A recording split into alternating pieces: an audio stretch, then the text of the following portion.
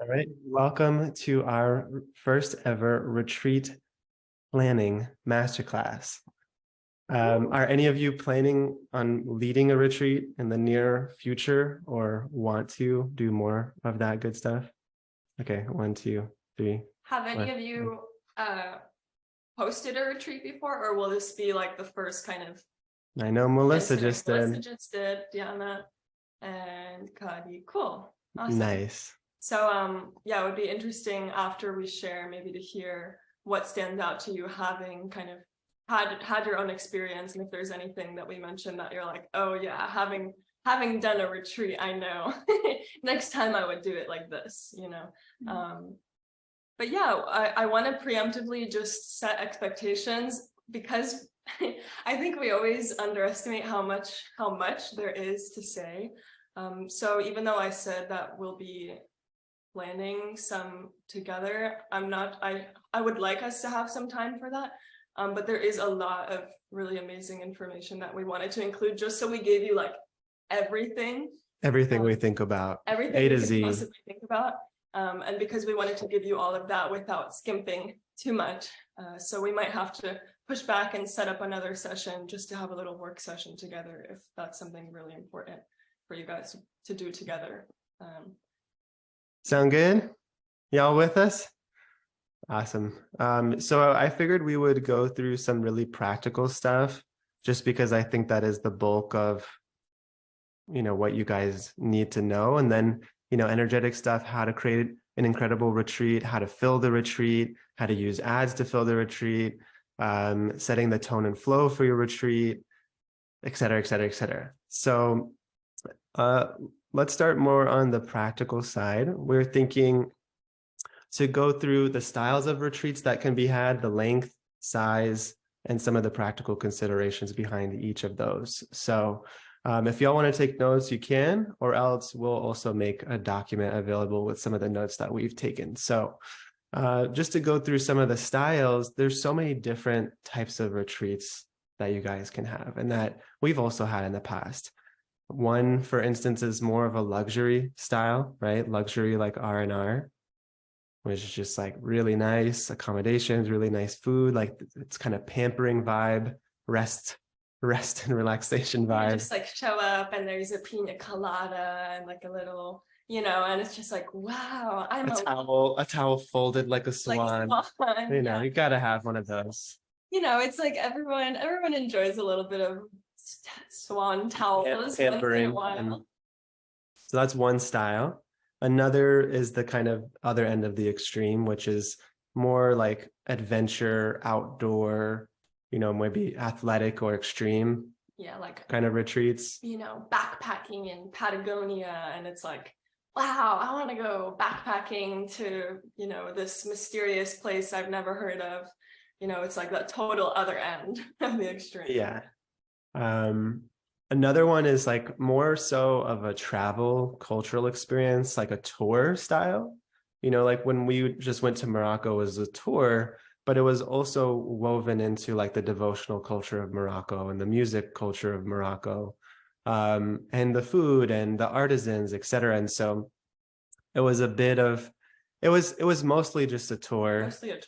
Mostly just a tour. Like we're stopping at different places, we're visiting different people, we're visiting different restaurants, et cetera, et cetera. Yeah, exactly. Shane, I climbed Machu Picchu in Peru. I did that when I was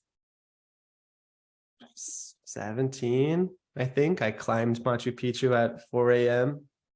That was epic, and watched the sunrise over Machu Picchu. Then another style of retreat is professional education or training. Okay, so this is something that both Lila and I have extensive experience with, because we've been facilitating marmot therapy bodywork trainings where someone comes in an amateur or has a certain level of experience in a trade. What? That's amazing, Ace. Someone has a certain level, either they're amateur. Can you close the door? Oh, my gosh. 1 second.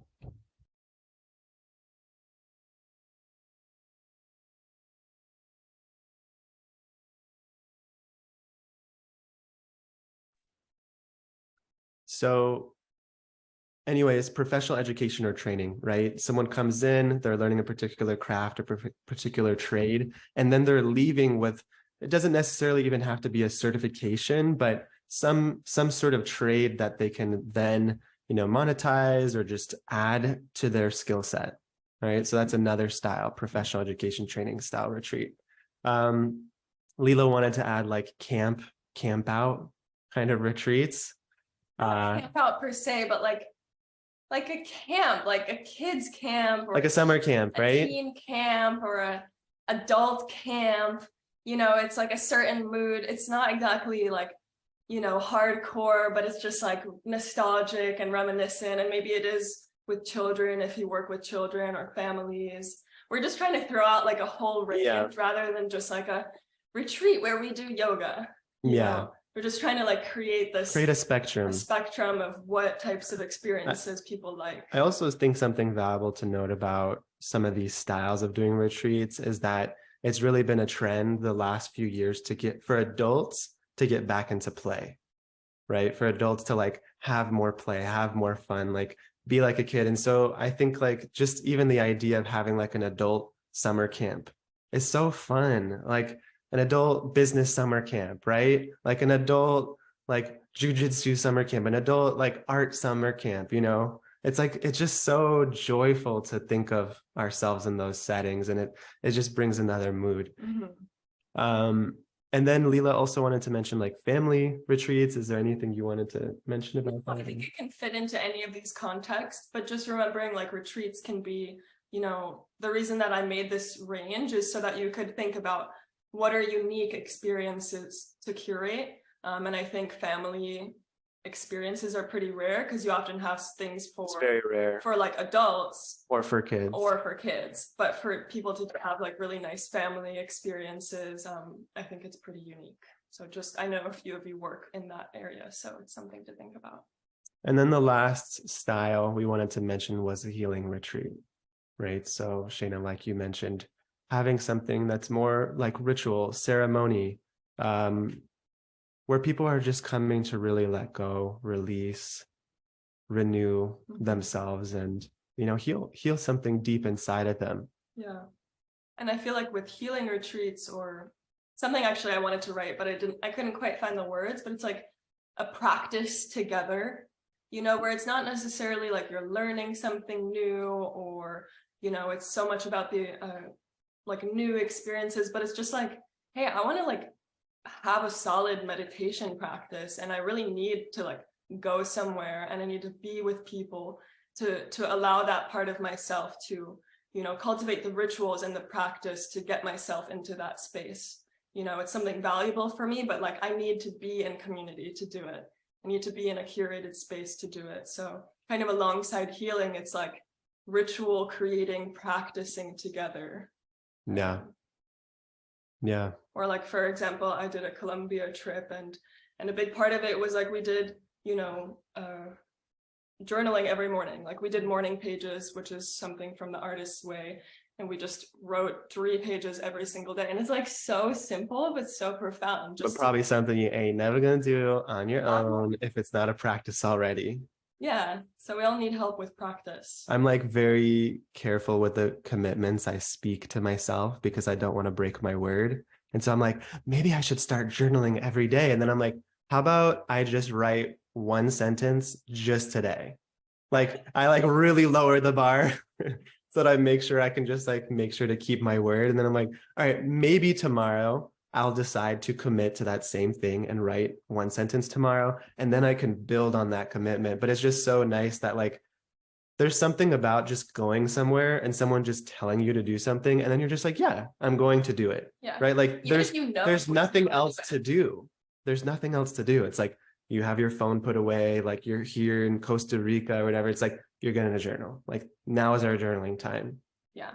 And it's just so nice to be told to do something that many times we don't, or I'll just speak for myself. Many times I can't find the time to do that for myself, and to just be told and led and held to do something that I can't normally provide for myself. So that's very nice too. Yeah. Something I emphasize, and I think is the case for why people are attracted to retreats, is to give time, space and permission to engage with something. Yeah. You know, whether that's deepening your spiritual life or your creative life or, you know, a new skill. It's like, it's just that someone creating that space for you is really meaningful, where you can enter into something without just your own willpower, you know. And that's a big part of retreats, and my own spiritual teacher talks about it a lot. It's like the power of community is to overcome that limited sense of I, the limited ego, and to find so much joy in that.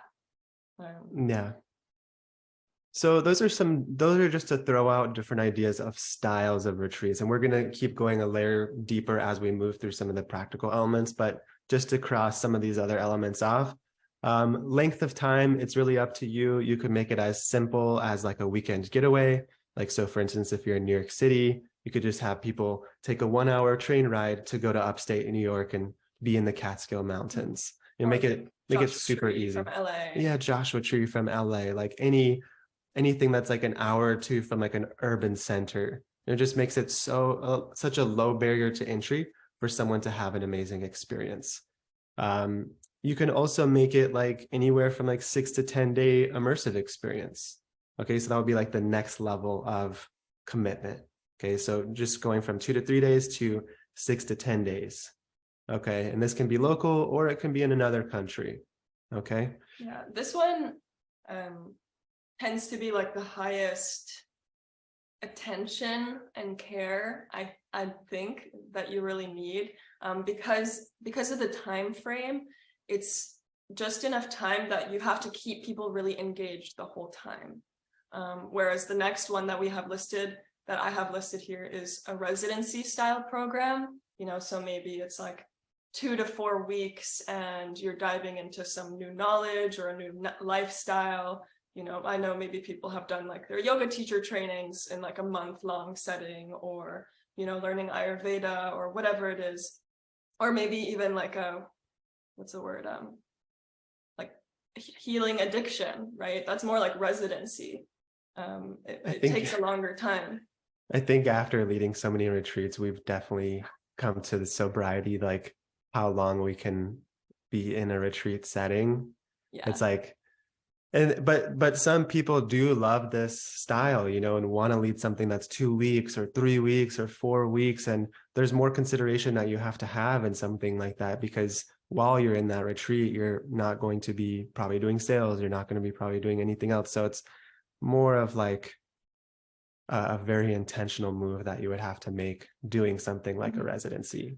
But what I did want to say about the residency style offer is that, in my opinion, because it's more like you're living in a place and you're kind of settling into a lifestyle, you're less on top of feeling like you need to make sure people are engaged 24/7 and like are having a really good time because they just want to live, you know. Maybe they want to go to the coffee shop in the nearby area, and it's more like about living together. Yeah, more with like a certain focus to the living, you know. Yeah, exactly. So in a way, it's less. You don't have to curate every moment. Exactly. Yeah. So that's as far as length. We had the weekend getaway, 6 to 10 days is the next bracket, and then residency style, 2 to 4 weeks. And then of course there's different sizes. This is pretty self-explanatory, but you can lead private retreats, right? For like one person or maybe a couple or maybe just a singular family. You can lead a small group retreat, so anywhere from, you know, 5 to 15 people, and then you can lead large groups, 15 to 100 people. Yeah, right. Large group is kind of like a conference, right? Like we were just, you know, he's also in a program, and we were at a big conference, and there were like 300 people at the conference, and it's also, there's like a certain flavor there, you know, like I'm part of something. You know, there's cool speakers and there's more like networking, and you could hype mode and, you know, all of those things that kind of come with that. And there's less expectation, I think, from participants that like the leaders are responsible for so many moving parts of their personal experience. Yeah, it's like meals and then, you know, certain training or experiences, and then that's pretty much it. But you guys are like, the people are getting to interact with each other so much that it's not resting so much on the facilitator's shoulders to like personally curate every single person's experience, if that makes sense. So the larger it gets, the less in one sense, like intimacy you have to provide as a facilitator, and the more of the intimacy kind of becomes naturally created by the other people at the retreat, right? Like the bigger it's gotten, like we've led retreats and just other people become friends with each other. And if you have the right group of people, like they do a lot of the work of just like having incredible times, like sharing notes, like sharing techniques, sharing different things with each other. And you don't necessarily have to be the one doing that, because the students are doing that with each other, the bigger the group gets also. So that's it as far as style, length, size. Now, the last part we want to do on practicality is just run through all the things needed to actually lead a retreat. So accommodations, right? There's many different accommodation styles. You could have hotels, you could do retreat centers, you could do camping, you could do Airbnbs. All of those have their unique pros and cons. Yeah. Like Airbnbs, a lot of them are far out, like they're not necessarily central to where people would fly into. And so then people have to like, Uber there, you have to find out some sort of transportation there. Whereas hotels and retreat centers often have services where they can go and pick up people for you, and you don't, it's like built into the cost many times. Also, like if you're doing an Airbnb, it's a really low barrier to entry, but it might be more challenging because you need to, be the ones cooking, which like we love doing, but sometimes we'll literally like we've done trainings in an Airbnb or a place like a Marma training where we were cooking and we literally brought like our whole kitchen. All of our pots, all of our knives, So it's like, it's definitely a certain austerity if you are providing meals, and if you're in a more remote location in an Airbnb, like you have to, have it can be a very homey kind of feeling, like very intimate, like we're all living together in this house. And then one thing you just have to be careful of is just like how many rooms are there, and how many beds specifically are in those Airbnbs, because sometimes it's like we can host 16 people, but like 3 of those are like accounted for as like people sleeping on the couch, and like then there's like 4 queen beds where people would have to like sleep next to each other, so it's just different things like that you have to think of. So you didn't really put 2 strangers, in a queen bed. So those are always questions you want to ask, like how many beds are there, right? Like how many people okay, your retreat center can host 30 people. How many people would have to share a room, right? How many people would be able to have their own room? How many people would be able to have their own bed? And then you can always plan, like you put couples and shared beds, et cetera, et cetera. Besties, if they can sleep together, awesome. You can maybe give them a little discount or something. One thing about retreat centers I want to mention is like, one thing that's really nice about retreat centers is that they, it's literally their job to have everything figured out. Like they could probably plan all your excursions for you, all of the travel to and from the airport if it's abroad. And they're on call. They're supposed to be on call for anything. Like your person needs toilet paper, your person needs this, the toilet gets, that's their job. It's their job. Whereas in an Airbnb, if the host is not there, then you're kind of the one responsible for all the like tiny little needs that people may have during the stay. But one thing I want to mention about the retreat centers is like, especially in places abroad, and this kind of comes in with profitability and things like that, just things you might want to look at is like, there are retreat centers that are kind of run by locals, and then there's retreat centers run by like locals/foreigners. And so they'll have, American or like US prices in a place where you can realistically have like much lower prices for also a very nice experience. So just kind of deciding like what's important to you. If it's like they just take care of everything, they're on top of everything, but the cost is going to be like substantially higher because they understand the market, or is it like, they're locals and they have a retreat center and they know how to take care of people, but it's going to be like much more reasonably priced according to the location, what's kind of standard. So that's accommodations. Makes sense. You guys with us? Awesome. Food. And if you guys have any questions about each of these brackets, like please just drop it in the chat. Food, like obviously you can do restaurants. If it's like a tour. If it's like a tour and you're going different places, every day or every few days, then it probably makes more sense to do restaurants. All provided at the retreat center. That's another option. So many retreat centers will have cooks there. Of course, that will eat into your profit margins. And also, if you're doing a particular healing retreat, they might not be used to cooking in like an Ayurvedic style or like a certain diet style, or those are things you have to check in with. And we're personally like very specific about how we do that and how we want to feed our people, because everything that we cook in a devotional way. We want the pots and pans to be ideally not have meat cooked on them before. We want to have everything be vegetarian, Ayurvedic, locally sourced, organic.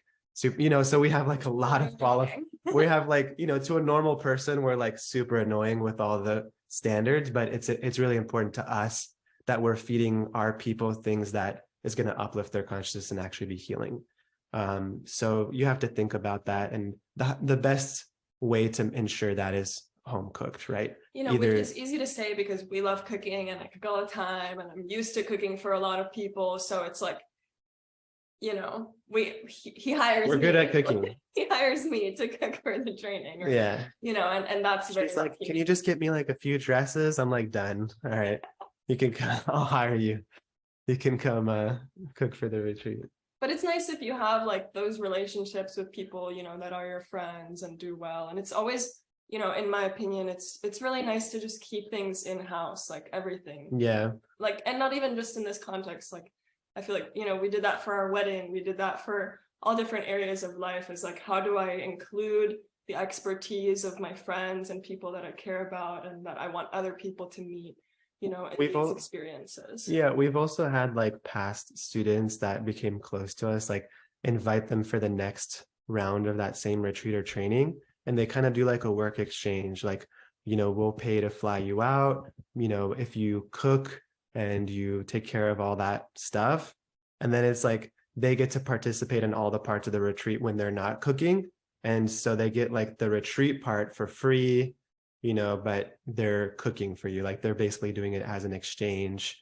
So we've also done that multiple times and it's worked out great. And, it's awesome. So yeah, it's something to think about, someone that you trust to be able to execute on cooking. And you want it to be someone who has experience cooking for 10, 20, 30, 40 people, because it's very different than just someone who's good at cooking for themselves. Like it has to be on time. It has to be, so many things that have to be there. So that's that. Food, transportation. Obviously you want to think about airport pickup, airport drop off. If you're moving between different locations, then either renting a bus, like Lila did that for her India retreat, and she just rented a bus and a bus driver for an entire like 7 or 8 days. And then they would just sleep wherever and take us everywhere, and then just take us anywhere that we needed. And so it was like we had a dedicated driver for all the students the entire time, right? And all of these sort of like little things you want to shop around for, right? And like these are like lists of questions that you can have when you call retreat centers, right? What sort of cookware do you have? What's included? Any ingredients, and do you have spices and blah, blah, blah. And what sort of like just getting your list of questions. So when you reach out to accommodations, when you reach out to transportation companies, you have them. Mm-hmm. I just want to share something. Anyway, I don't know if you guys are bored, but personally, like talking about really practical stuff makes me bored. But I know it's not boring, but I want to share something that my own spiritual teacher shared with me, because we actually learned like a lot of these principles from him, because he lived with us and we got to understand his mood and the way he served. And he would curate a lot of events and retreats. And something he told me once was, you don't see good management. Good management goes unnoticed. Good management goes unnoticed, meaning like when you have all of these things like so seamlessly curated, so seamlessly put together, then someone they can like relax and experience it. But but if there's like little things that are off that people start to pick up on, and then they have to like worry about something, it just kind of taints the experience. It takes away from them entering deeply. And you see the management, right? And you see, yeah. So the good management, it's like all on the back end. It's all clear. It's all figured out. And it just allows for the flow of what's meant to flow, right? So all of this boring stuff, it just creates the facility and the platform for the actual exchange of knowledge, affection, healing, wisdom, whatever it is. And it's your love. Your love is in all these details. Yeah. Your love can be put into the fact that right when lunch is done, the bus is already waiting, right? And people could just get on and have this like seamless, incredible experience. The love is in you planning out each menu every day and planning like little treats to be mixed in with the menus so people feel excited, and you know, all that stuff is love. So yeah. Lila, what'd you put here? Price for pro. Oh, just that there's okay. different Different pricing ways models. of pricing. So you can do like an all-inclusive model.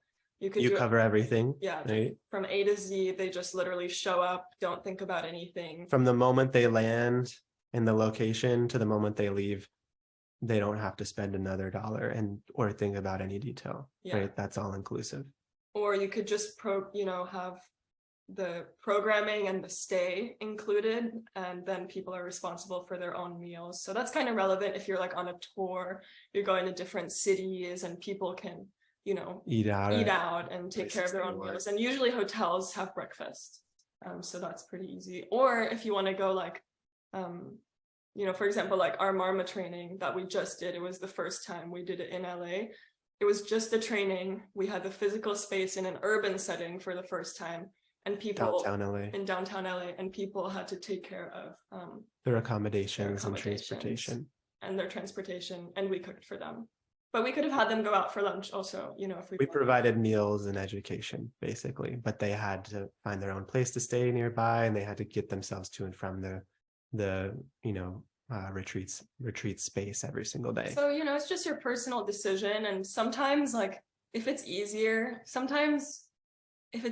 for you to just be like, I really just want to like teach this thing and I don't really want to think about people's meals, like it's okay, but just set expectations properly for whichever model it is, so that people will just feel good. Yeah, I mean, I think that more bare bones model makes the most sense for training and education models, right? And it was nice for us because our house was 20 minutes away from the place, so we could just go home to our own house, our own bed right after the retreat and just exist. So that was really, really nice. Instead of like, even though the retreat is over at 4 p.m., 4 to 10 p.m., still like managing expectations. If you're staying with them in the retreat house, or if you're all staying together, you still have to hold that space and kind of be on the whole time in one sense. So it's a little bit more energy there. Whereas I felt like when I was able to just go home and be with myself and be in my own space, then I could show up the next day, have like a super powerful like 8 hours, and then just leave. Yeah. And then also other people like hung out in the evenings and got to just do whatever. And that was really nice for them too. So that's that. And then we'll talk about a little bit more about pricing for profit. So personally, I like to shoot for a minimum of bare minimum of like 50% profit for the retreats. Okay, so that means if you brought in $20,000 of revenue, you only spent 10, and then 10 is take home. But personally, I try to, as much as possible, shoot for 70-80% profit for the retreats. And so you want to factor in all these different costs that I just mentioned, like, and if you're going to use ads to fill your retreat, which is very, very possible and amazing, you can run local ad. I'll teach you exactly how to do that. But I like to factor in when you're thinking about, sorry, I'm not articulating myself well, but when you're thinking about the price for your retreat, you want to factor in how much the cost is per person. Okay. You want to factor in how much the cost is per person. Like the pure cost. The pure cost, like it costs $300 per person for accommodation. It costs $200 per person for food, and it costs, whatever else. So then that's like a $600 chunk you're slicing off. So when I price my retreats, I like to think about how much do I want to make per person for the retreat, and then I just add the expense on top of that. So that it's not at the end, I'm like, oh no, how was this not profitable? And I just did this whole nonprofit retreat for free. Don't recommend it, by the way. Don't recommend it. I mean, anyway, we'll get to it. We'll get to that in a moment, but bear with us. Like, I like to, if I'm going to fill it with ads, budget in 10% for ad spend. Okay, so I always anticipate it's going to take me 10% of whatever the tuition cost to get a client to join that retreat. So let's say my program's $3,000 or my retreat's $3,000. I'll budget in at least $300 to make that sale based on how much I'm spending over ads. Does that make sense, guys? Okay, cool. So I'll budget in like immediately whatever your price is, scrape 10% off for the ad spend. Okay. And then take more off for the stay, take more off for the transportation, take more off for the meals. Okay. So obviously retreats have a lot lower margins of profit than an online service or product does, because all you need to run an online program is a Zoom account, right? Which is $12 a month or whatever, versus accommodation, meals, et cetera, et cetera, et cetera. Yeah.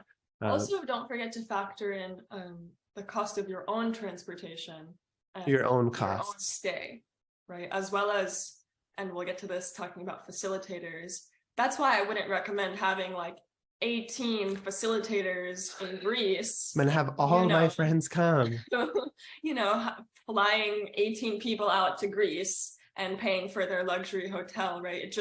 And it's nice, but I wouldn't encourage that, just if you're thinking purely about like, how do I make this something that feels good in a profit level? So here's how I think about it, and you guys can do it however you want when it comes to profit.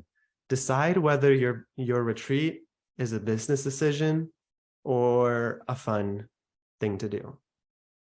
Okay? You need to make a clear distinction. Is this a business decision, or is this just something fun that I'd like to do, that I want to do? Right? Ideally both, in my opinion. You can have it all. You can make it fun, make it for you. But what I mean by that is, like, if it's not going to be very profitable, if you're not going to do the work to fill it, if you're not going to do the work to price it in such a way where it makes sense for you to spend all the time organizing, all the time doing the leads, all the time running the ads, all the time taking the calls, all the time actually leading the retreat and not doing any other work during the retreat, right? Because I think a lot of people forget it. At least I'll speak for myself. I forgot about that, right? I was like selling online programs, and then like every so often I would do retreats, and then I'd be like, damn, I just did all that work organizing, et cetera, et cetera, et cetera. And then on top of that, I spent 10 days delivering the retreat itself, right? Facilitating the retreat, where I wasn't taking any sales calls, which means zero cash flow during the actual time of the retreat, right? So you have to account for, like, it's going to be all the work doing the ads, DMs, sales, et cetera, plus delivering the retreat, where you are taking that time, those time brackets, away from you making sales in any other area of your business. And that's totally okay if you want to do a business, or if you want to do a retreat not as a business decision. But I think it's important as the facilitator to have the right expectations, so that you don't end up like resentful of like, oh, I only got 5 people to sign up. Like, just know that you didn't make the right business decisions or structures or pricing to make it a business decision. So does that make sense, guys? Like, understanding why you're doing it. Are you just doing it for fun? And then if so, great. You don't have to worry about profitability and all these other things. Or is it a business decision where it's like, I could be taking a whole 10 days of sales calls for my online program that's 100% profit, that's $3,000 a person. But you're making it sound like it could work as a business decision. No, it can work as a business decision. Like, for instance, if you structure it properly, especially as you grow your business. So for instance, like the last Marma training that I led, it was 8 days, and I was, not able to do any other business stuff during those 8 days, pretty much. But what was cool is I already had a salesperson on my team working for me. So while I was leading the Marma training, they were still taking sales calls for coaching. So that's cool, because then I'm not like, oh no, now I'm at this retreat and I can't do any calls, and I can't have my business grow as far as income, profits, et cetera, et cetera. I think you should. What is it? These numbers here. So Oh yeah. if you want to do the retreat like as a business decision, you want to try to get in that 70%, range For profitability. And you need to account for the income you would have made if you didn't do the retreat. Yeah. Right. So if you were just selling your online course or online coaching program, you need to account for that, as well as like, I need to make that on top of this to really make it a strategic business decision, Another aspect of like a business decision, which is different than profitability, is if it's made up for in the lifetime value of the participants, meaning they sign up for something again, they want to work with you. Like I think Melissa, oh, she's gone, but she just texted us, she did a retreat and like a few people wanted to work with her for coaching, So you can take that if it's more so about building that trust, building those connections, then it's okay if it's more in the like 50% profit range. If you deliver on your retreat and people have an incredible time, they will want whatever's next. Yeah. And so in that sense, you can kind of account for that, and you need to like proactively create what would the next step for them be after this retreat. Maybe it's another retreat, maybe it's an online program or continuation or coaching or whatever it is. Thanks, Shana.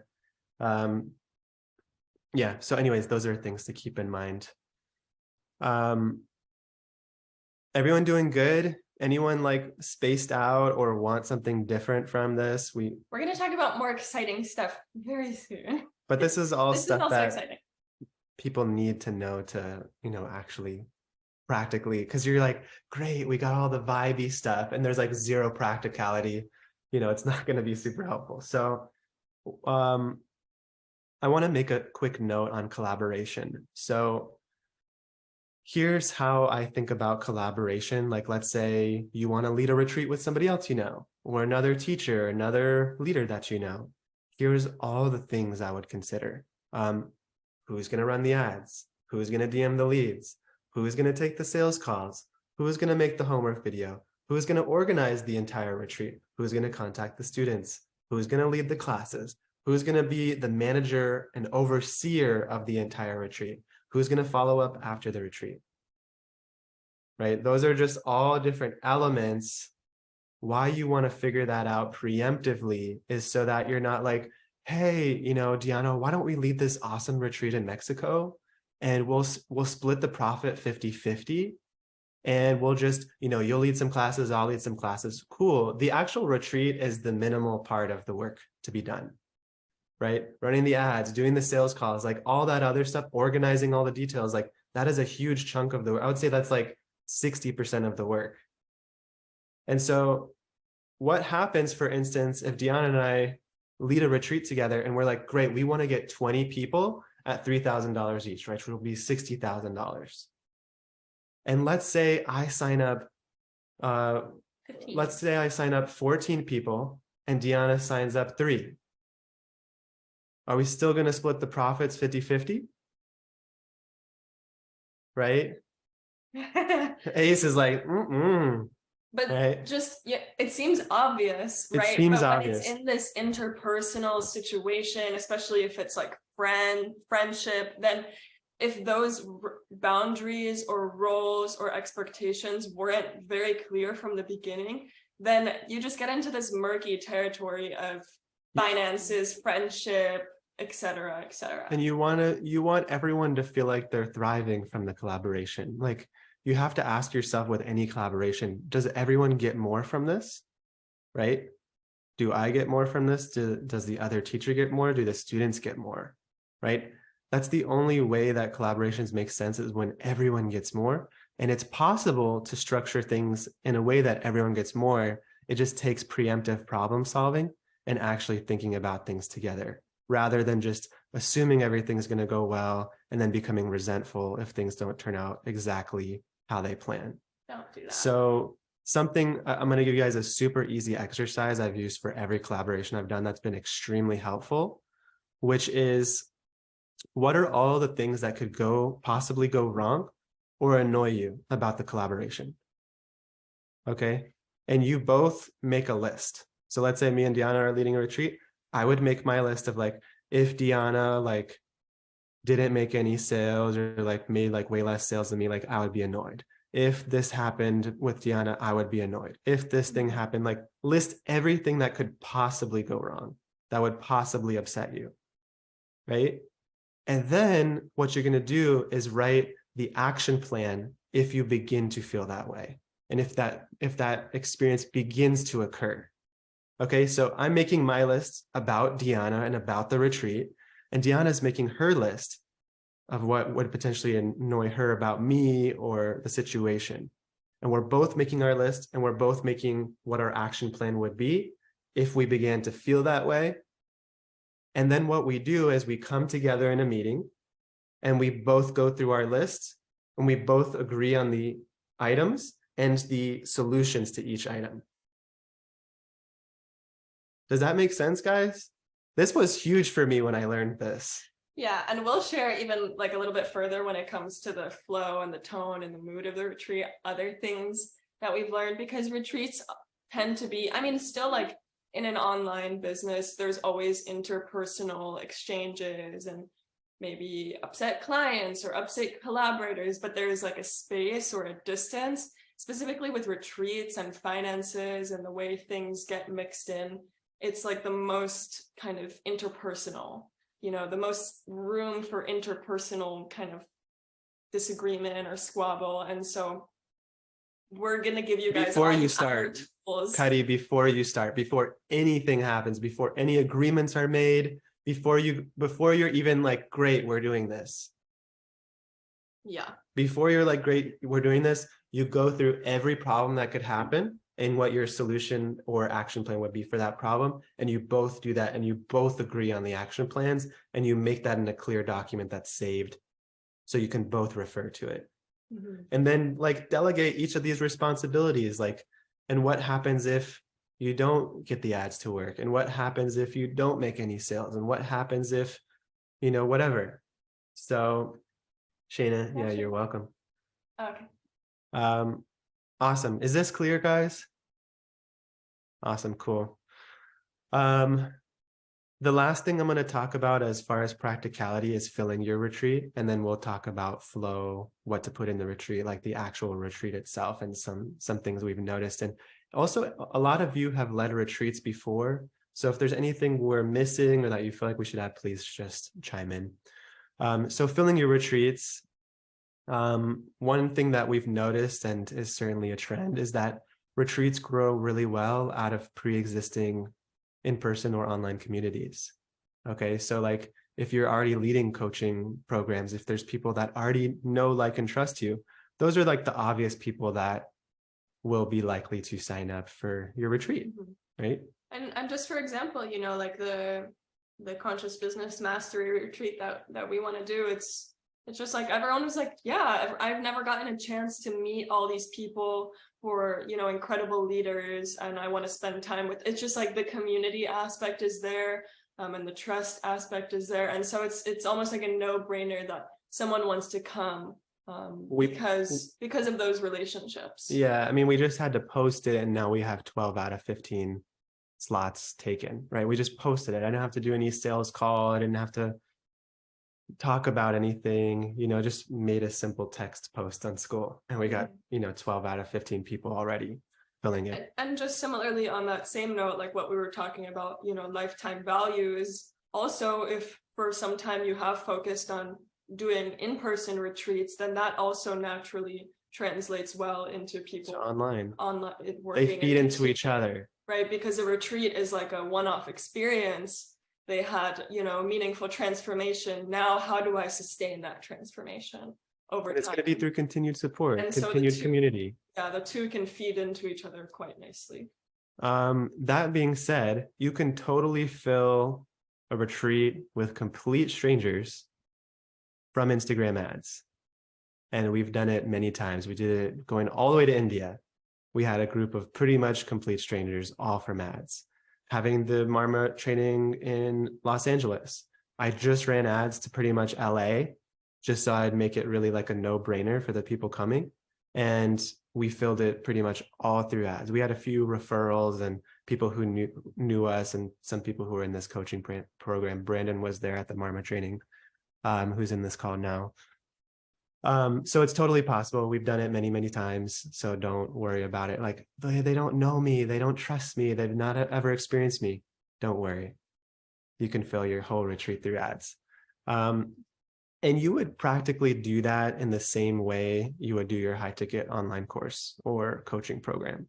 Okay, it would be Instagram ads, and there would be some sort of homework video. So for the instance, for the Marma training, I just gave them a self-healing through Marma therapy workshop, which was just a 90-minute pure value, no sales pitch really involved. Just here's how to self-heal through Marma therapy. And I gave that as a homework video, and I put it in the ad itself.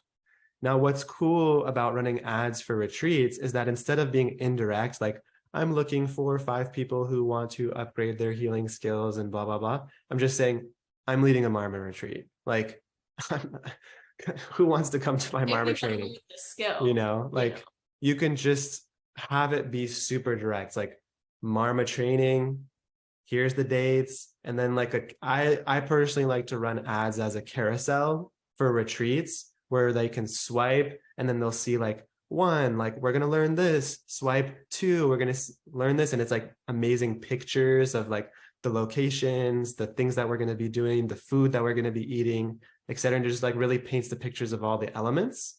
And so it's just a carousel, you know, like 5, 6, 8, 10 images, and that's the ad. And then it just in the copy, it's like, you know, here's what we're doing, here's the dates, here's all the awesomeness. Want to know more? Cool, message me, and I'll even give you this free, you know, training that's relevant to whatever the retreat is. Okay. And so it's pretty much the same things. And what's cool is that you can be super direct. So it's not like, oh, you're selling me a program. It's like, yeah, the ad was literally like, here's my program. You know, like it was like, here's my Marma training. Want to come? And then you can also target wealthy zip codes in the nearby area. If your retreat is going to be in the US, like let's say you're leading a retreat in Sedona, I would target Sedona. I would target, you know, Flagstaff. I would target Boulder, Colorado. I would target, you know, just all the areas that are just within a few hours of that space that are the wealthiest, like main spots. And I would just run my ads to those, because those people, it's going to be so convenient. Oh, that's just 30 minutes away. Oh, that's just an hour away, right? And if it's going to be an international retreat, you can still do that, and you can run it to the wealthiest zip codes in America if you want to. I'm just saying it is an option as a strategy. But yeah, if it's international, you can just still run it to, you know, New York City, Los Angeles, Boulder, and then make sure in the ads, if you're going to lead a retreat, make sure that you select must have frequent traveler activity, right? Like frequent international traveler, or frequent traveler as some of the targeting within Meta Business Suite. Does that make sense, guys? I'm just trying to share how to run ads for retreats. That's been super easy and successful for us. And that's all I got. Let's just take a moment. Any questions on any of the practical elements? Because I'm out of practical elements for you guys. Any questions on practical elements? Can I offer a couple of thoughts that came as you were talking? Please do. So one was that the retreat, you might have mentioned this, but it could also be presented as part of a package when selling a program. And that just makes it all the more valuable and exciting when it has the online community and it has the lessons and the coaching plus this retreat. So that was one thought. And then the other question I have is if a retreat could be a good place. Yeah, I have a doubt about this question. If the retreat itself could be a way of also providing a taster for a program that people might be able to sign up for after the retreat. Absolutely. Yeah, definitely. Yeah, they feed very naturally together. And like we said, you know, the retreat is like a meaningful experience, a powerful experience, but nobody can sustain something on their own. And so that possibility of continued support, continued development, you know, and painting the trajectory well, like, you know, this is what you were able to do now, you know, real transformation, it takes 4 months, right, for you to really develop a new habit, a new belief, a new mindset. So just kind of like painting that trajectory for It's them. a concentrated dose. The retreat is a concentrated dosage of medicine, but the only way they're going to upkeep and continue that path is through repeated exposure and support and care and love. So like Lila said, Yeah. you have the right idea. Yeah, that's really powerful. And the only caveat I'll say is that obviously there has to be enough like practical crossover between what's happening in the retreat. It can't just be like, we're gonna like go do cacao and like dance with shamans in the jungle, and it's like, then I'm gonna teach you how to like do Excel sheets like in my online course and training, and like do accounting. You know, it's like obviously and that's a no-brainer, but I just wanted to name that too. Like there has to be some link there, some sort of form of continuity that makes sense of like, oh yes, I'd love continued support in this. Oh yes, that sounds amazing. Or even just related to what you're doing in the retreat. Yeah. And also, of course, I mean, I don't think you would do this, but that balance of like people not feeling also like the retreat is like a sell into the next thing, you know, like kind of a cheesy, like, you know, now that you've done this, you know, it shouldn't feel like a sales pitch, and I don't think it should be the goal, and I don't anticipate that being the fact for any of you. But just to name that, like if you do well on the retreat, people will feel that way themselves. Like they'll be like, what's the next step? What's the next retreat? What's the next thing? And then when they feel that, then you just say, here's what the next step is, right? Yeah. So that's that. Anybody else have any questions about what we've already covered? No? Okay, let's take a deep breath in and let go. So I think we'll probably be another 20 minutes. Yeah, 20 minutes or so. We had an hour and a half planned, so. So one thing I wanted to emphasize, and I think this is relevant when it comes to ads, being in a marketplace, an online marketplace with retreats and crafting your retreats. That's kind of the reason I wanted to name all of those different unique types of experiences from the beginning, is so that you can craft a retreat that like when people see it, they're just like, I need to be there. Like I need, it's kind of like the experience is so unique or different or superior than others that it feels like a no-brainer that I need to go. I really want to participate in this experience because it's so unique. And like, I think that was the case for example, like the Morocco trip that we just went on. It's like, yeah, I want someone to curate me to meet like these mystic musicians and North Africa. In the desert and like, it's like, yeah, like how else are we going to do that? I've always wanted to go to Morocco, so many people like that. And for example, for me, like I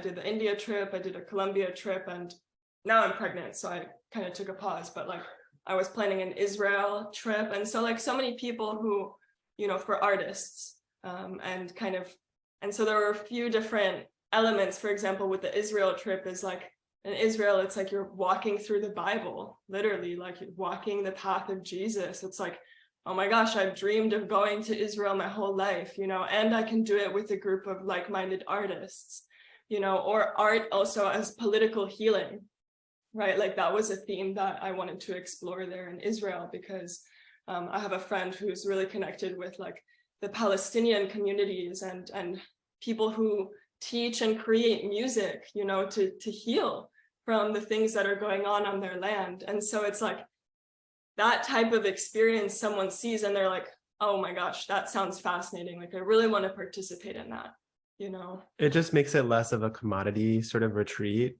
like, whereas if it's just like, we're going to go to, what is it? Like, we're going to go to Calabasas and just do yoga and drink wine. It's like, okay, there's so many people doing that. Like you'll still be able to fill it, but it's not so much of like a wow factor, like through ads and through things like that. Yeah. So, or for example, like I was mentioning, the like extremist outdoor adventure, it's like those are just different, more extreme examples, but they're just very unique, and you see them and you're like, okay, I really want to participate in something like this. Yeah, and just thinking of like, who is the unique person that you serve, and which of these categories of types of retreats is going to be like the most exciting for them. Like, for example, actually, I think it was a previous client. I think he did camps for like gay, men. Gay ex-Christians. Gay ex-Christians, yeah. Gay ex-Christians, like summer camps. Summer camp for gay ex-Christians. To reconnect, it's like with their sense of play and like. And like their tagline was, like this, like, what was it? This is the next step after Catholicism or something like that. He had like a really good tagline of like the next step after Catholicism for gays. It's like people that were kind of feeling fed up with a certain way of being, and it's also very niche. It's also very fun and lighthearted. So it's such a nice flavor to add in for that specific niche of people. Mm-hmm.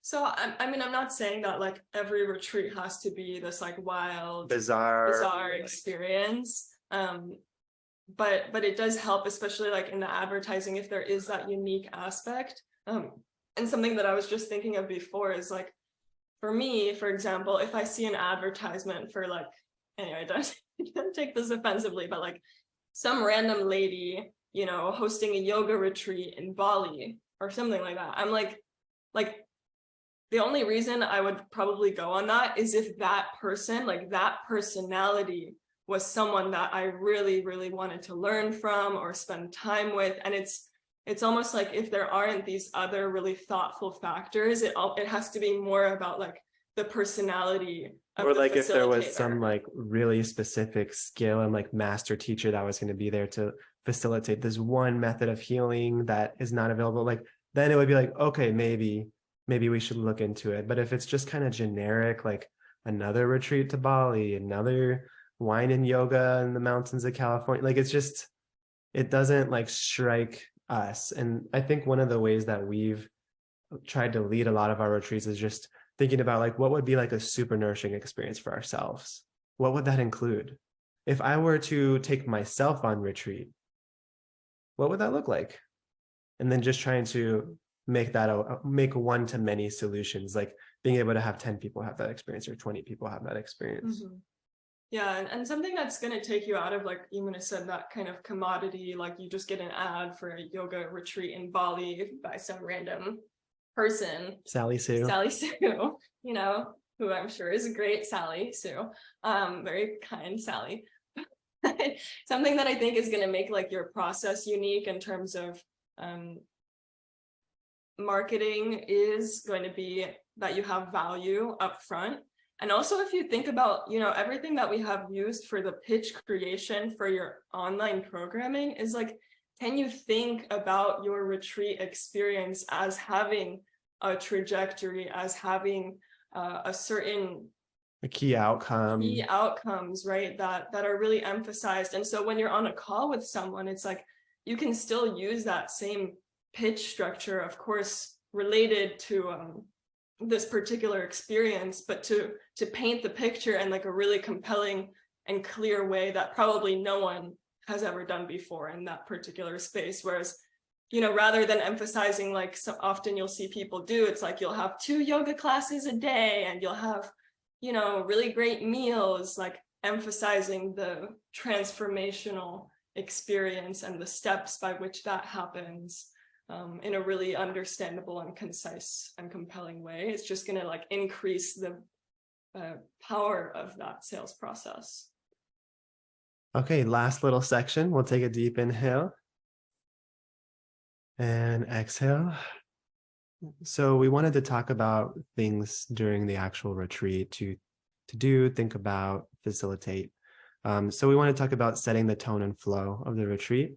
One of the most important things, and all of our spiritual teachers have really mastered this and communicated this to us as important, is the importance of creating one mind. Okay, when people, all different sorts of people are coming together, different locations, different backgrounds, maybe different religions, different philosophies, it's important to have a moment either on the first day or second day that creates one single mind. And that's like an immersive, maybe opening circle. There's ways to do it where it's like, we do some movement and breath work, and we start to, people are just arriving maybe from 5 hours of travel or 10 hours of travel or a whole day of travel, something to relax the body, to get them back in themselves, and then to also create like, this is why we're here. Yeah, create the container from the beginning. Create the container. This is why we're here, and this is not why we're here. Right? What this is not is, just like a party. What we told people, like when we're, for instance, going to India, is like, this is not a tourist trip to India. This is not a party trip to India. And one of the things that we did was really set expectations from the beginning. And we did that before the retreat too. You don't want people to like show up in India and then be like, oh my God, I had no idea that these were the expectations, right? So we did that in the orientation in the weeks coming up to the retreat, but we made certain expectations that we're going to be sober while we're here, right? We're not going to be eating meat while we're here, right? We're in the sacred lands of India. Most places don't even serve meat. We're not going to be eating meat. We're not going to be on our phones much during this time. When we're out of sessions and you really need to check in with family, friends, work, awesome. Otherwise, the phone is away during all of our main activities. And in the Marma training, I actually had people like put their phones in a stack during the day, and then they could take it at lunch and like call their wife or kids or whatever, like they're going to be okay if you don't have it for 2 hours, and I always communicated not to be like a hard ass, but just like, if you really need to, like, absolutely go take it, but just really think before you grab the phone, because it's such a reaction. I just wanted to paint like a few more examples of creating one mind before kind of talking more about expectations, and just some examples of like how we do that. Basically, what you want to do in that opening is, and creating one mind is like what you're doing is creating the lens through which they're going to see the entire experience. And it's the thread through which they remember every single activity. It's the thread on which each experience is like hung upon. Like if each experience was like a bead, like it's hung on this thread of. Yeah. So for example, like with my artist pilgrimages, a big part is like, the reason we're here is because we want to learn from cultures where there's no distinction between life and art and devotion. Right, we're gonna go and we're gonna meet people whose lives, like, there's no duality between those things. Their lives and their crafts are an offering to the divine, and just like setting that tone, setting that mood. Like, the reason we're here is to experience the culture of artistry, and that actually artistry is meant to be woven into our daily lives, right? And experiencing a culture where that is present, right? Or for example, when we went to India, like through the lens of devotion, like that actually this is not a tourist trip. This is not a party trip. This is not a, cool, we're going to take selfies and whatever, India kind of trip. Like, we will have fun. We will have incredible moments. We will take incredible pictures. And the reason why we're here is to walk as pilgrims, right? We're just for a week going to walk as pilgrims have walked through this country for the past 10,000 years, visit holy sites and bow our heads and pray and try to see how the people of this land are so simple-hearted and how they see magic in every moment. Right? And so just creating that lens to where people are like becoming aware of the magic around them, like they're looking for the magic. They're looking for healing. They're looking for it instead of just walking through nonchalant. And what we say is like, it's easy to miss it. It's easy to come to India and just experience it as a tourist. And we took awesome photos, we ate great paneer and sweets and all that cool stuff and took great photos, but we missed the heart of the experience. And so if we're not paying attention, if we're not hooked into that mood of service, mood of devotion, mood of humbling ourselves, it's gonna slip by. Yeah. Another example is like during the Marma training, I had this moment where I wrote up this really existential philosophical thing about Marma therapy and the power and mystery of the body. And I just read it to the students and I said, similarly, like, and I actually drew this analogy, like when we took a tour to India, right? And, we emphasize going as pilgrims, right? Seeing what the holy places have to teach us. Can we see our bodies also in a similar way? Like, can we enter into an experience where we become pilgrims of this mysterious terrain, which is our body, and the stories that it has to tell us, both our own personal traumas and victories, and also, as the yogis say, like the secrets of the universe, right? And so it just like paints this picture of mystery. Instead of like, and we're magic. just going to cover each other with oil and, like massage each other. It's like, it's a different frame. So that's what I mean by creating one mind, one thread is really the perceptual frame, as Lila so beautifully put it, that everyone's seeing the retreat through. So again, I touched on this, like setting expectations and boundaries. I think there's a few more to touch on that are super important. So we always tell our people, like, this is not a place for complaining, criticizing, or gossiping. It's just not welcome here. And it just sets that tone that, like, if there's something that you need, like, and we expect that with every retreat, there will be people who go through like existential crises, who break down, who cry. Like, it happens like, just not to be shady, but like, I judge the success of my retreat by how many people like quit their job, how many people like broke up with their partner that they should have done 10 years ago, how many people have a total emotional breakdown. I'm like, okay, I checked one of those for you. I could check two, even better. Awesome. I'm like, this retreat was incredible, like crying, like, anyways, not that dramatic, people have fun, and there's also many lighthearted moments, but it's a time for people to really like evaluate and anyways, so part of that is by just knowing, like telling people like, hey, stuff will come up for you during this time, and if unchecked, it will come out as complaining. It'll come out as criticism.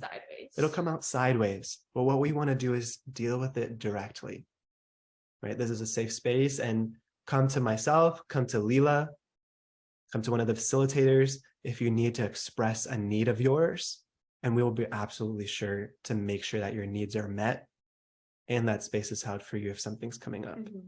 But we do not accept gossip or about other people, criticizing other people, complaining. Yeah.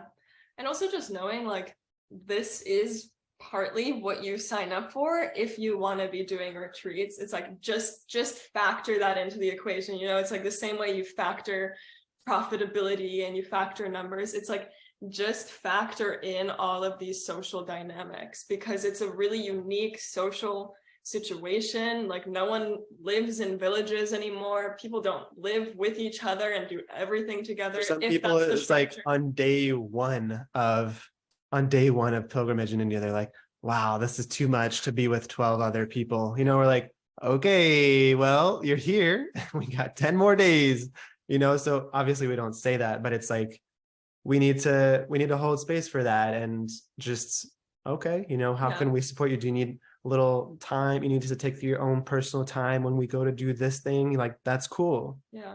But just for yourself and for your own mental health and nervous system, like, don't be shocked by those things. Anticipate challenges with people, anticipate holding space for people's emotional and practical needs is basically all. And you guys are great at doing that anyway. That's why you're here. It's why you're part of this program.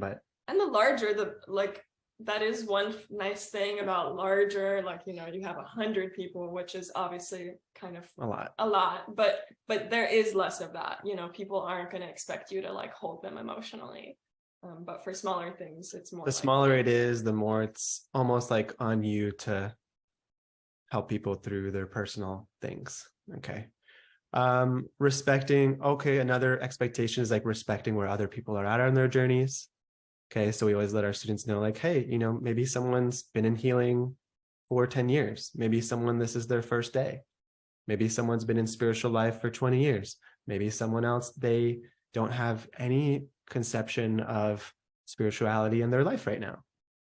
Right. And so just setting the right expectation around that. Another super, super powerful one that we try to do at every retreat is have every person speak in I/me statements. This is so powerful because a lot of the times when just people in general talk about their experiences, they speak not in I statements. Okay. You know how people, you know, it's really hard, like for people, you know, everybody feels sad sometimes. Like everyone's having a hard time right now with the travel and the meals, and you know how sometimes when you feel far from home and you're homesick, I'm like, are you talking about someone or are you talking about you? Right? And so I tell people this is the sign that we make when we notice someone's not speaking in I, me statements. Okay. So anytime like the group holds each other accountable of like, we do this symbol when people start to speak, you know, when, or they just, or we as a collective, I'm like, humanity no. Because it disembodies the person from processing whatever it is that they're going through by making it more distant and making it more collective and universal, rather than like, I'm feeling overwhelmed right now. It's much more vulnerable than I think I can speak for everyone when I say that we're overwhelmed and blah, blah. Like it's so less intimate to have people speak in that way. And so I just think it's super important. Speak in I, me statements. And when we aren't, then we gently remind each other, hey, this is the symbol. We speak who, right? And we could just say who. People start to say you, they, we, etc. Also reminding people what you put in is what you're going to get out. Okay. Are you coming to this retreat to take, or are you coming to this retreat to also give and receive and be part of the beautiful container and to really invest yourself? Okay. Also expectations around any possible inconveniences. So for instance, if we were doing a retreat through India, it's like some places there may not be hot water. Sometimes people get, sick to their stomach with some of the food, even if it's in the cleanest of places, and to just anticipate that. Sometimes trains break down. Sometimes buses get delayed in India. Like, this is not a luxury retreat. We're not going to be, even 5-star in India is 3-star in America, and just setting the right expectations for what it is and what it is not. And what we spoke about at the last masterclass is that you want to deliver on expectations, right? Over delivering is amazing, but if someone has an expectation and you meet that expectation, then that's great. So setting the right expectations and you deliver those expectations means there's no surprise, there's no shock, there's no, backlash. It's nice to under promise and at least just deliver on the promise, right? And more honest, yeah. Yeah. I think maybe we can skip through some of these. A few other brief ones, like creating a mood of service. So whenever we do retreats, we tell people, hey, this is a collective experience. And, we try to keep it on the lower side of pricing. So part of that means, hey, if we can help Lila in the kitchen, just wash some of the dishes after she spent hours cooking for us. We can clean up after ourselves. If we can set up for sessions on our own, if we can leave the place sacred and better than when we found it for the day. Also we've had students like volunteer to do the movement class in the morning because so many yoga teachers and movement facilitators come to our trainings. And it's like, I'm not a movement facilitator, okay? Like, I'm not a yoga teacher. I'm just like, who here is great at teaching movement or yoga? I'm like, great, you're on Tuesday, you're on Friday, you're on Saturday. And I have some of the students like that desire to, of course, I don't force them, lead some of the elements of the retreat too. Okay, and it just makes it more of that community vibe. And I've personally found that helpful. Lila already mentioned this, but preemptively planning for communication around any social dynamics. So understanding human nature and emotions, like some people are going to be super overwhelmed and some people are going to need a lot of space. And some people are going to be like, why aren't we doing more? You know, and some people like, it's interesting. Someone was bringing this up on our Morocco trip, is like childhood dynamics almost come out in social settings where it's like cliques form, you know, like factions, you like know, there's people who naturally come together, and then there's people who need someone to like invite them in. Otherwise they're like, you know, I don't feel like I'm part of it. And it's just all these subtle, like literal childish things that are in people's hearts. And we don't say childish in like no. a derogatory sense, but just we sense. all have our stuff and our own ways of relating with each other as humans. And so just being really aware, like, has someone not ever shared in the sharing circle and just stayed quiet? Like, I want to hear from some of the people who haven't spoken. I want to hear from, you know, call out particular people and invite people that you're seeing that aren't necessarily participating as much into the experience, into the intimacy. Ask, hey, would you want to sit next to me at lunch? You know, just inviting them in, being personal. This goes into the next point, curating space for affectionate exchanges. So like little gifts, little flowers, little extra tasty treats or surprises. You know, like when Lila's guru leads retreats in Colombia, like devotional retreats, he greets every person with the smoothie. You know, like there's amazing smoothies at the smoothie shop in Colombia, and just they're $2, you know, and he just buys one for everyone. And they, as soon as they get to the retreat center, you know, they're tired, they're sweaty. Here's an amazing, refreshing smoothie. Yeah. You know, it's just like, or a flower garland, you know, a bouquet of flowers around their neck or in their hands. One thing I love to do also, I've done on my retreats, is Secret Santas. Secret Santas. So it's like you're traveling, let's say, through different places, and like on day 3, you know, you pick a name assigned, and then on the last day, like we've traveled to all these places, you know, and you just get them something sweet, and it's just like meaningful exchanges. It's like a $10 spend limit, you know, and you just get something sweet for the other person, and it just makes that more intimate feeling, care feeling. Let's see, is this no, we already mentioned that. I think the last things I want to say, and this is just from my own learning experience, is like curate the experience to be what nourishes you, not what you think, you know, and you're going to be nourished when you're in your own mastery as a facilitator, and not necessarily what you think is like a proper retreat, right? And for example, like on my India trip, I honestly was very tired. Like I realized, actually, even just hearing Shri Prahlad or Ace speak, it's like I have a more introverted nature. Like me going to a lot of different places, moving between places, like a lot of small talk, it's really hard for me, honestly. Like I get tired from it. And even though my experience was really magical on this last India pilgrimage, where we met so many different artisans, I felt like I hardly had time for my own mastery, which for me is like speaking about philosophy, like more education, more time for pulling out ideas. And that's what I really love. And so even though like there's so much to do, the next time I do it for my own self, like I want us to have, you know, an hour of study time, you know, and I just get to decide that because I'm the one who created it. And, you know, it's like, I get to decide that because that's where, you know, my skills and really stand out and where I can really bring people in deeper and I'll feel nourished. So the same thing for you, whatever that is, you know, just being conscious of that and allowing that to come forward.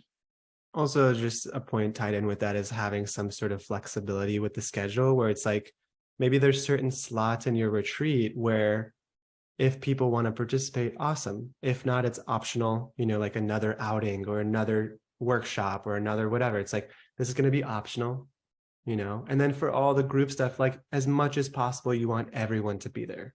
But then for a few key slots, maybe it's like, we're going to go out to do this thing. Anyone who wants to come and is feeling the need for activity can come. Or else if you want to stay back at the retreat center and just relax and rest and take a nap, awesome, great.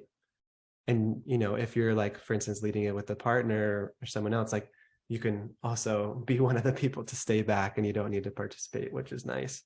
That's what we got for you guys. I think we tried to put in as much as possible, different elements we think about. Yeah, and the very last thing that I have here, just as I mentioned with all the interpersonal things, is finding the balance for yourself. You know, if you have an upset participant or student and they're just kind of a little wild, maybe, not to say that in a weird way, but it happens, right? The balance of like, what is on you, what's your responsibility, and also what's their responsibility to themselves, and just really navigating that well. Like as much as possible, it's definitely always the high road if you can take self-responsibility for maybe a mistake that you made or something that you oversaw. You didn't know, you know, identify a need that they had maybe expressed in a small way to you. Yeah. You know, and so just naturally you'll find that balance, but also, you know, holding your ground if you feel like someone is really projecting, or maybe going into blame, criticism, etc. Like, no, you know, and just to give like an example, on my Colombia trip, I had a woman who came, and it was just, she was a friend of ours, and she had a daughter who was 7 years old, and the daughter was our friend as well. And I was like, yeah, you know, come, it's going to be amazing. It's going to be great. And I just didn't realize like that we didn't curate a space where she could take care of her daughter and feel like she was fully participating. And so she felt like her needs weren't being met. She didn't communicate that to me at all. She left. Like very, very dramatically. Like literally like 36 hours into the retreat. She arrived. She bought a ticket and she had like a really intense experience. And then she just like took off without even really communicating with me. And so for me, it was like, okay, the self-responsibility that I can take is that, you know, I probably should have thought this through, that this would have been challenging for her. I should have thought through like ways to support her with having her child here who we love. But on her end, like she didn't communicate anything to me. So how was I supposed to support her, you know, and finding that balance for yourself in all of these types of circumstances. The last thing I'll say is plan and then pray. That's what I do for everything, is like, there's only, and I don't say that in a like bad way, like something's going to go wrong. But what I mean is like, there's only so much you can plan, and then being more in that planning consciousness of like, oh my God, there's so many details. Like that's not in service of the mood of like healing a retreat that you want to create for other people. And so at a certain point, you need to just let go of the need to plan and just enter the mood of service, enter the mood of prayer. I'm ready for whatever comes up.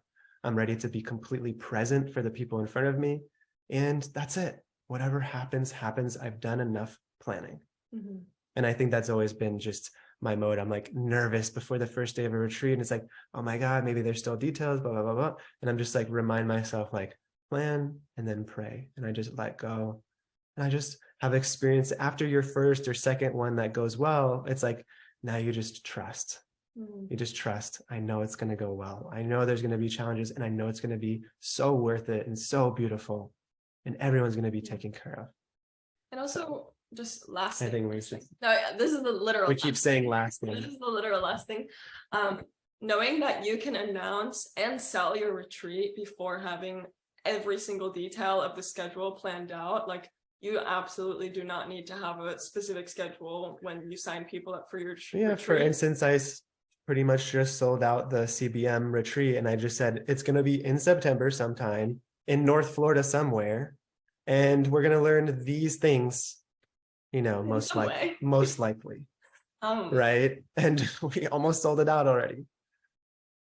Yeah. So you don't need to have like, here's day one and hour 1 and hour 2 and hour 3. It's like, no. Yeah. As long as you can kind of communicate the main pillars or the pitch or the general experience and the PowerPoints, then awesome. Yeah. We're done talking. Yeah. Any questions, comments, appreciations, anything you got out of this you want to share? and you do the work for planning a retreat once, and you never have to This do is it the again. part where we pray. Oh, it's true. Like you plan a trip to a tour with all different hotels, all the transportation. The first time it's like a lot of back end work, but then you have all Done of that forever for the next 15 years that you want to do the retreat. Right. All right, y'all. Anybody have anything for us? I just wish to express some appreciation. It was really fantastic. You've thought it through really well, explained it really nicely. I've organized and co-organized lots of retreats, but I haven't thought about it in such a systematic way and a broad way. And in terms of the different ways, different applications and purposes that can be fulfilled. So thank you. It was really, really helpful. Appreciate it. Thank you.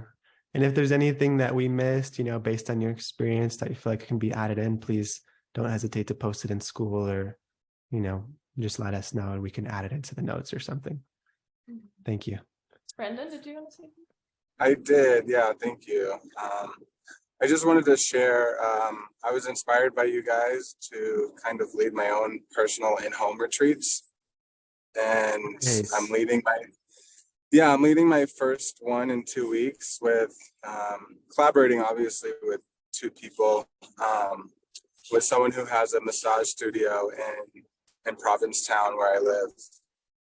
And I was just wondering if you guys had any advice or obviously like we're going to incorporate like a lot of the things that you guys spoke of, but in terms of like the in-home personal private retreats, do you guys have any like advice on that front? Yeah. How many people is it? So there's 3 of us collaborating. One is going to do the cooking and then 2 people are going to do the body work.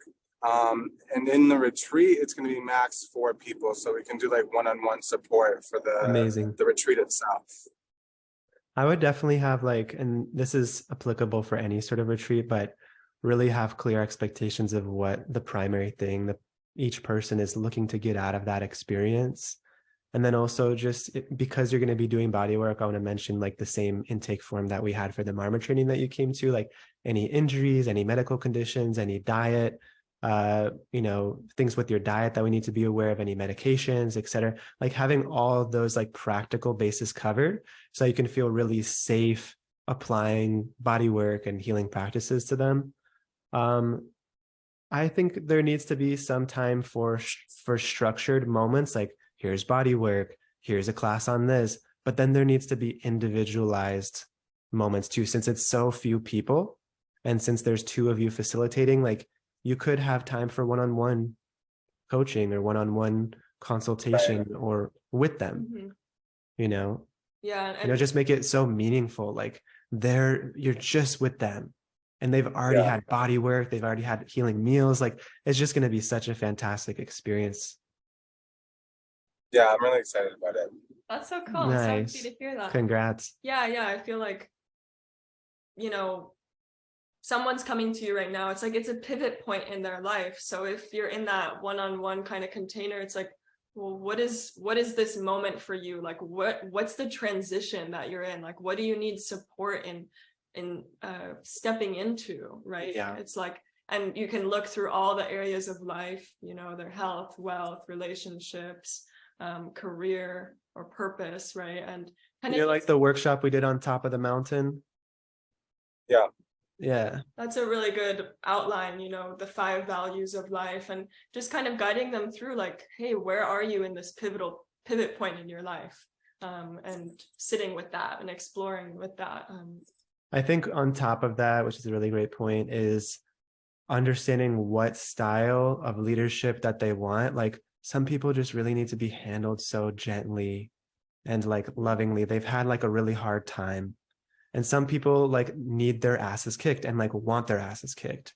You need to do this, being a little bit more direct, this is what we're going to do. And, just more of a strong leadership element versus more of an open and more passive or receptive, holding kind of energy. So you could just literally ask them, is it more so that you need to just kind of be held and cared for a more tender sort of way, or is it that you really need to be led to make changes and to be be the person you want to be, et cetera, et cetera. So I think that's important too, just what style of leadership that they personally desire from you, because it's going to be different for different people. You know, if you come on really strong with all 4 people and one of them's like really tender, you know, that one person's going to be like, damn, this person's like, you know, really leaning into me, and it's not supportive right now. Versus if you're too lean back, then people are like, man, I really wanted to like take my life to the next level and like make some big decisions and like cut out some bad habits. Like, so you have to see where each person is at. Cool. That's super helpful. Nice. Yeah, you're Yeah, gonna thank rock you. it. Yeah. There's no doubt. You're gonna rock it. Yeah, Kadi? I'll keep you guys updated. Awesome. Yeah, congratulations, Brendan. I just wanted to say thank you so much for leading this retreat. Can you hear me? Yeah, we can hear you. Okay, cool. I wanted to say thank you for leading this retreat workshop. I think it is really helpful. First of all, I want to comment on the last thing you said about how do people want to be led, or how they want to be, I think that's really important. My question actually about that is that something that you could actually put into the intake form, or something like that? Or I'm just trying to figure out how you would gauge that depending on the size of the group that you have. But I don't know if you have the answer to that just yet, but here's another point. Thank you for creating this workshop, because it really helps with the creation of the ads, right? Of making everything a lot more clear. So, okay, am I doing a group one? Okay, so these are the components that are necessary, or am I doing the one-on-one? So you guys broke that down really well. So I appreciate that. Thank you. Nice. Great. Glad you found it valuable. As far as to answer your question, that's not something you would do through an intake form. It's something you would do through conversation. So it can even just take Okay. 5 minutes, check, call your people before the retreat. Hey, just wanted to call, check in.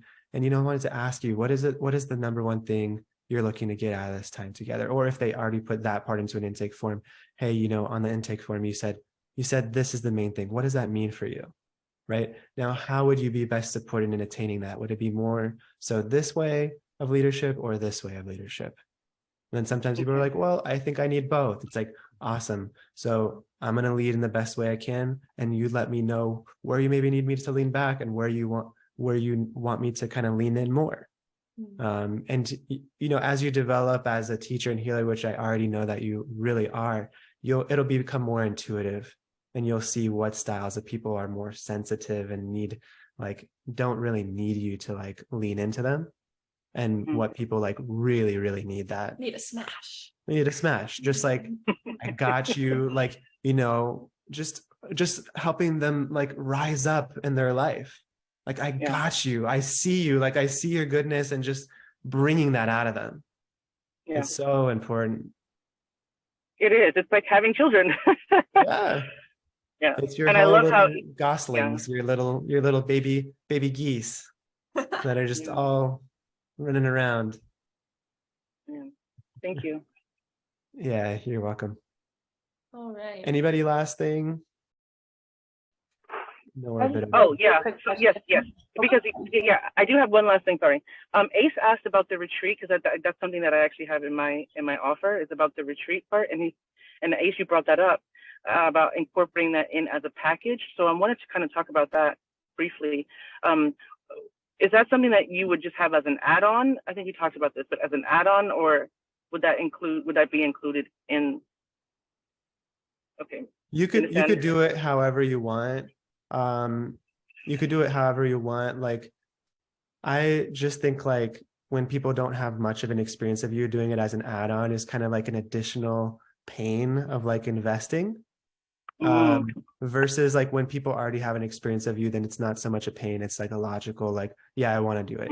And then like what we did with this group was like, I was first of all just going to have it for people who are like in our leadership mastermind, which is the program that comes after the program that most of you guys are in, right? After you've hit 10K, blah, blah, blah, like now we take you to the next level. But then I realized like, hey, this should be open for everybody. And it's a charge for those who are not in the mastermind, but it's included for those who are in the mastermind. And if you want to upgrade at the end, then we just throw in that tuition as it's completely free. It counts towards your continuation. And I think that just makes it a no-brainer for a lot of people and just super supportive. Yeah. And the thing is, like, they're going to have a great time at the retreat. Like, our CBM retreat is going to be awesome. And many people will be like, yes, I want to continue. You know, the right people will want that. And then some people will just be like, that was really nice. And, you know, have it as another amazing memory and not continue. And that's okay too. I wanted to say that, you know, for your offer, for example, if you were working locally, I would potentially offer some, if you wanted to include something into your program, I would include maybe like a retreat that doesn't have any costs really, like, or something where it's like you come in person and you serve them. There's no really additional cost to you. Like if you're in LA, you can come, you know, and do 2 days together, but it's not like, you know, you're going to be paying a lot extra. And so for you to include it in a package, it's like a really high value, but it's a low cost for you to do. Yeah, and that also helps to enforce, or not enforce, but and solidify The the trust. connections, Yeah. you know, between the Absolutely. people. Yeah, yeah, that's a great idea. Something at the beach even, or a hike or something like that with the families, or Yeah. a picnic or Like, something for like that. instance, you know, we made it so that for the CBM retreat, you guys have to find your own accommodation. So, but we made it really like low price so that it's a no-brainer for people to come. You know, so like you could include something like that where it's like you find a place where the retreat's going to be held, but people have to find their own accommodation, transportation, et cetera, et cetera, et cetera. Or yeah, like Yeah, you're saying, the perfect. picnic or outdoor Picnic like, out that's lovely. out in the mountains, on the beach, Yeah. like you could do it like that too, and it'll be awesome. Yeah, Wow. that's fun. It's always good. All right, I appreciate you guys. I know you're a little over. This is almost a lot longer than you said you would do. So Yeah, it's just Sorry. 10 minutes more. I know, Paula, you had one last thing and then we'll end. Yeah, I just had a quick question. So a couple things. This isn't really a question that I was thinking about, is that as an insight, if people are, you know, doing a retreat locally and have other providers that they want to work with, which is what I'm doing, I'm considering just bringing them in for the day just to do like a portion of the retreat. Like I have a girlfriend who does a specific type of breath work. And so I would just bring her in for a few hours and pay her for her time, whatever, you know, that would be, rather than, Like a teacher rate. yeah, exactly. Rather than facilitating with a bunch of other people and splitting the profits or whatever. That's just one thing I wanted to put out there for people to consider Yeah, you doing. could do that. I would make it like a flat rate that you pay them. And then also like on top of it, it'd be cool if they can like post about it. Like, hey, I'll be teaching at this retreat. And right. And you do all the other work. So yeah. That was one thing. And then I just had a question because I'm kind of set up with my website, which I'm not really funneling traffic to my website right now because it needs a little bit of TLC, but I'm set up to maybe do small retreats with 1 or 2 people. If I wanted to in the summer, I could do a little bit more because I have glamping sites with teepees, but I am curious because I've never created coursework before. Would it be kind of a smart thing for me to start launching ads for those mini retreats where I'm trying to get more momentum creating these little retreats, but then in the interim, like working on my coursework? Because I feel like I'm not prepared to like launch a course right now. And maybe this isn't a question for this space, but I'm just wondering, would that be maybe a good like motivator, is to start trying to like get some people to come to these smaller retreats while I'm creating coursework, on top of trying to, I would like to launch a larger retreat maybe in August or September. I'm just thinking like timeframes and what you guys think like motivate me to move in a specific direction with that. Yeah, if that's something you're feeling great on, then do it. Totally. You can also post flyers in your local area. You know, just print out some awesome flyers. You can have a QR code that goes to book a call with you. You know, your calendar link that has the QR code, instead of a website where someone's just gonna go and like see details. Like, you know, you want it to be a call. So it'd be the same thing. You know, Okay. just you could do ads to your local area. You could do flyers to your local area. Obviously, any contacts you have in your local area, call all of them, tell people about it, post flyers in your all the yoga studios, grocery wellness stores, grocery stores, etc. Mhm. That's it. Do you see any pitfalls to doing that while I'm, trying to focus on creating coursework? It's a very broad question.